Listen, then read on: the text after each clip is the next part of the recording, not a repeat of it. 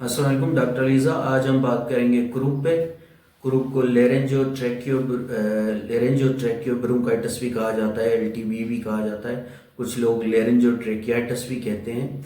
असल में कभी आपने देखा होगा आपके बच्चों को नज़ला ज़ुकाम होता है, बुखार होता है और एक दो दिन के बाद खांसी हो जाती है, खाऊं खाऊं काऊं काऊं काऊं वाली, यहाँ से खांसते हैं, ठीक है। उसको बार्किंग कफ बोलते हैं या कुत्ता खांसी भी बोलते हैं। असल में काऊं काऊं से काऊं काऊं जैसे कुत्ता नहीं खांसता, बेसिकली सील की ये बार्किंग होती है। सील जो है वो समंदर में एक जानवर होता है, मोटा सा पतला, वो बार्किंग ऐसे करता है, तो इसको बार्किंग कफ भी कहते हैं, ब्रासी कफ भी कहते हैं। तो जब ये काऊं काऊं वाली खांसी आपके बच्चे को हो जाए तो आप समझेंगे कि ये क्रूप है। क्रूप जो है वो बहुत सारे वायरसेस जो हैं वो क्रूप कर सकते हैं। मतलब जितने भी वायरसेस हैं वो रेस्पिरेटरी इन्फेक्शन करवाते हैं, यानी कि नज़ला ज़ुकाम खांसी बुखार करवाते हैं। मोस्टली ये बच्चों को होता है 6 महीने से लेके 3 साल या 4 साल तक के बच्चों को ये क्रूप होता है। अब बहुत सारे वायरसेस जो हैं वो अंदर आते हैं। ये बेसिकली आप इसको ना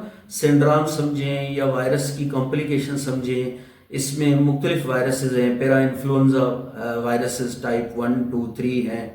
उसके बाद इन्फ्लुएंजा है, एडिनो वायरस है, रीनो वायरस है, रेस्पिरेटरी सिंसिटल वायरस है। ये सारे वायरसेस के बाद उसकी कभी कभी कॉम्प्लिकेशन होती है तो क्रूप हो जाता है। क्रूप में क्या होता है कि जो लेरेंक्स है, ये जो जहाँ से आवाज़ निकलती है, लेरेंक्स और ट्रेकिया और जो बड़े ब्रोंकाई मेन ब्रोंकाई उनकी इन्फ्लेमेशन हो जाती है, उनकी स्वेलिंग हो जाती है। और क्योंकि अगर अपर एयरवे नेरो होता है तो इंस्पायरेटरी स्ट्राइडर भी आता है। स्ट्राइडर जो है ये एक साउंड है, हम स्टेथोस्कोप से सुनते हैं, तो जब वो सांस अंदर लेते हैं तो एक आवाज़ आती है, उस स्ट्राइडर बोलते हैं।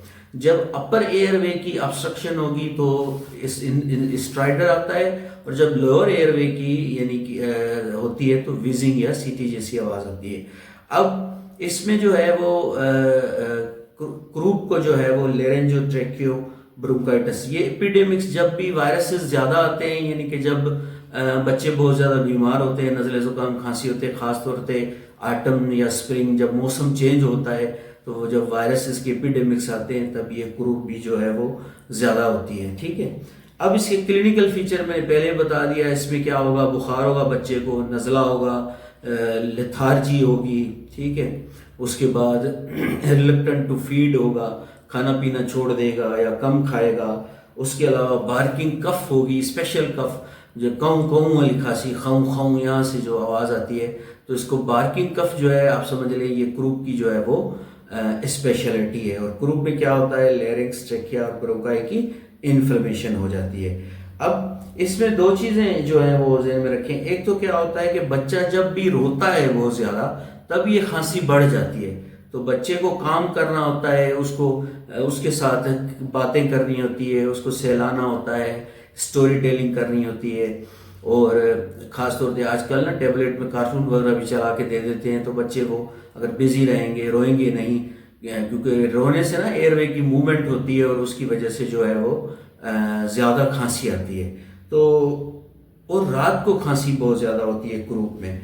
अब क्रूप की जो है आप घर पे भी ट्रीटमेंट कर सकते हैं। एक पेशेंट आता है जिसको सिर्फ नज़ला ज़ुकाम खांसी है और ये बार्किंग कफ है, उसको आप डेंजर साइंस बता देंगे कि जब बच्चा ड्राउजी हो, निढाल हो, लेथार्जिक हो, सीजर्स हो, झटके लगे, बहुत ज़्यादा तेज़ बुखार हो, उसके अलावा साइनोसिस हो, हाथ पांव नीले हो जाएं, और सब कॉस्टल या इंटरकॉस्टल रिसेशन हो, ऐसे पसलियाँ अंदर चलना शुरू हो जाएं, रेस्पिरेटरी डिस्ट्रेस हो या रेस्ट पे भी स्ट्राइडर आना शुरू हो जाए, तो ये डेंजर साइंस आप पेरेंट्स को बता देंगे। और उसके बाद जो है आप कहेंगे अगर ये हैं तो आप ले आएं। उसके अलावा होम ट्रीटमेंट में हम क्या दे सकते हैं, होम ट्रीट में हम अगर बच्चे को बुखार है या दर्द है, हम ब्रूफिन भी दे सकते हैं, आइबोब्रूफिन या पैरास्टामोल भी दे सकते हैं, ये दोनों जो हैं वो चलेंगे। उसके अलावा वार्म लिक्विड्स देंगे बच्चे को, यानी कि यखनियाँ पिलाएंगे, कहवा या सूप वगैरह पिलाएंगे, जैसे आम वायरसेस में हम ट्रीट करते हैं। इसके अलावा एक और चीज़ देते हैं, कूल मिस्ट उसको बोलते हैं। तो अगर नॉन फार्मा में यानी कि दवाइयों के अलावा इसकी क्रूप की कोई ट्रीटमेंट है तो वो है कूल मिस्ट। अब कूल मिस्ट क्या होती है, कूल मिस्ट होती है एक किस्म की बाफ होती है, लेकिन ये वो वाली बाफ नहीं होती कि अगर बर्तन में पानी गर्म करते हैं और उसके बाद बाफ आती है। इस तरह की बाफ जो बर्तन में आप पानी गर्म करते हैं, ये छोटे बच्चे को आप नहीं दे सकते, क्योंकि इसमें बर्निंग का जो है या जलन का, या आप उसको कैसे होल्ड करें, इसका जो है वो खदशा रहता है। तो आप कूल मिस्ट देंगे। अब कूल मिस्ट कैसे दे सकते हैं? जो शावर होता है ना, शावर, वो गर्म पानी का शावर चला के उसके बाद आप जब बंद करते हैं तो वॉशरूम में ना ऐसे बाफ टाइप, धुआं टाइप आता है, उसको कूल मिस्ट कहते हैं। वो कूल मिस्ट जो है वो आप बच्चे को देंगे। पुराने दौर में ना ऐसे हुड्स बनाए होते थे, कैंप्स बनाई होती थी, जहां पे कूल मिस्ट बच्चों को दी जाती थी हॉस्पिटल्स में। लेकिन होता क्या है कि जब आप पेरेंट्स से बच्चे को दूर करते हैं तो वो ज्यादा रोना शुरू कर देता है और उसकी तकलीफ ज्यादा हो जाती है, इसके लिए अब वो नहीं करते।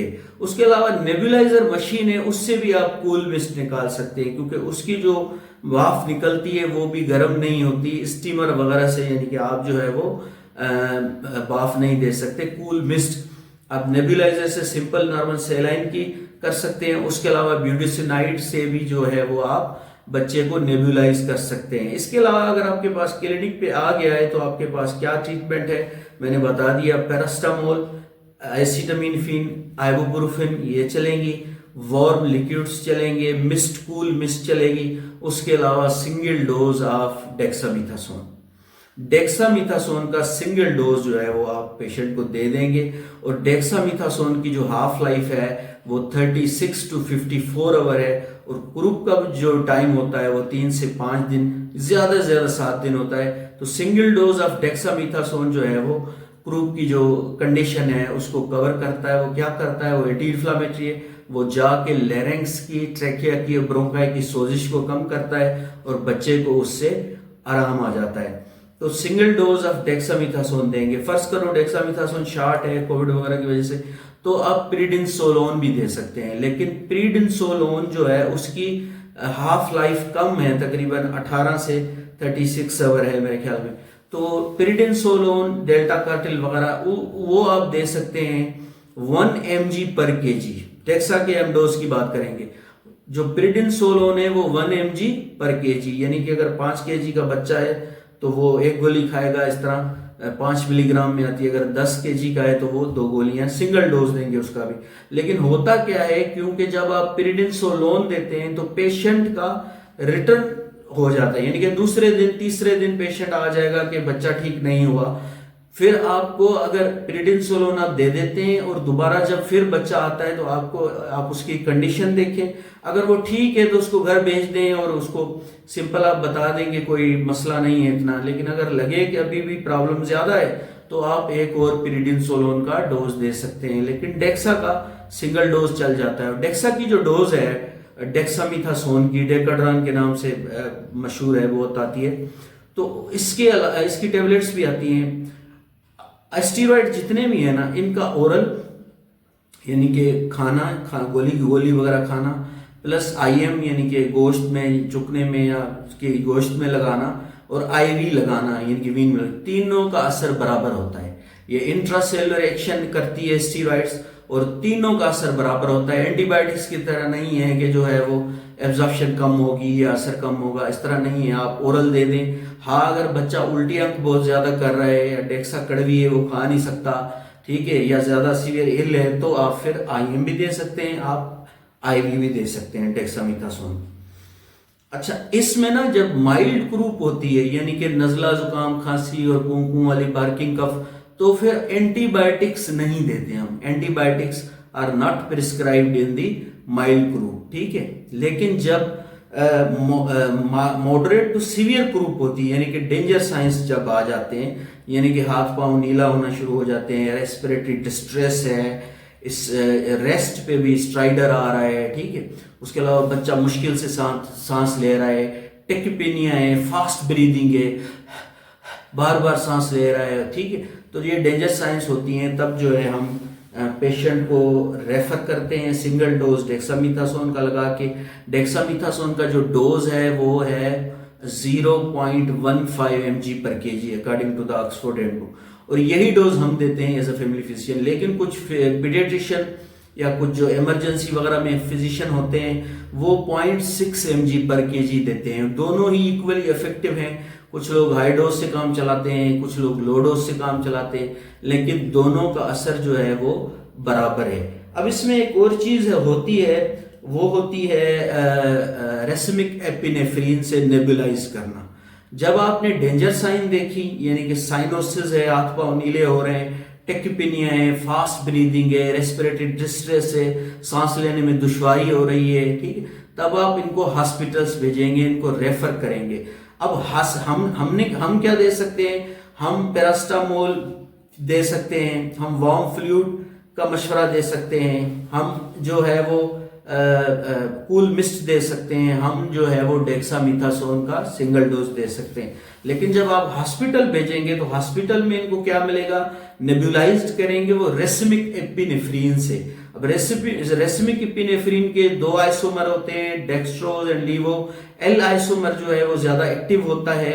और रेसमिक एपिनेफ्रीन जब आप देते हैं तो with in half an hour या 15 मिनट 15 मिनट में बच्चे को आराम आ जाता है, और ये तकरीबन 2 घंटे तक आराम रहता है। उसके बाद कभी आपको दोबारा फिर रिपीट भी जो है वो रेसमिक एपिनेफ्रीन करनी पड़ सकती है।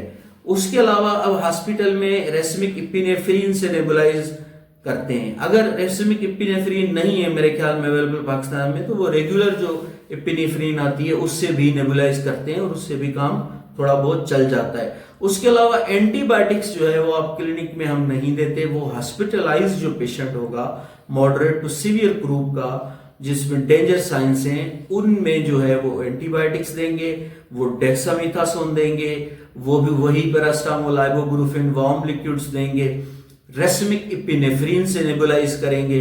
उसके अलावा हॉस्पिटल में मॉनिटरिंग होगी बच्चों की, यानी कि respiratory rate, oxygen saturation, pulse rate और ब्लड प्रेशर वगैरह चेक करेंगे। तो आज के लिए इतना ही, फिर मिलेंगे अगली वीडियो में। अल्लाह हाफिज।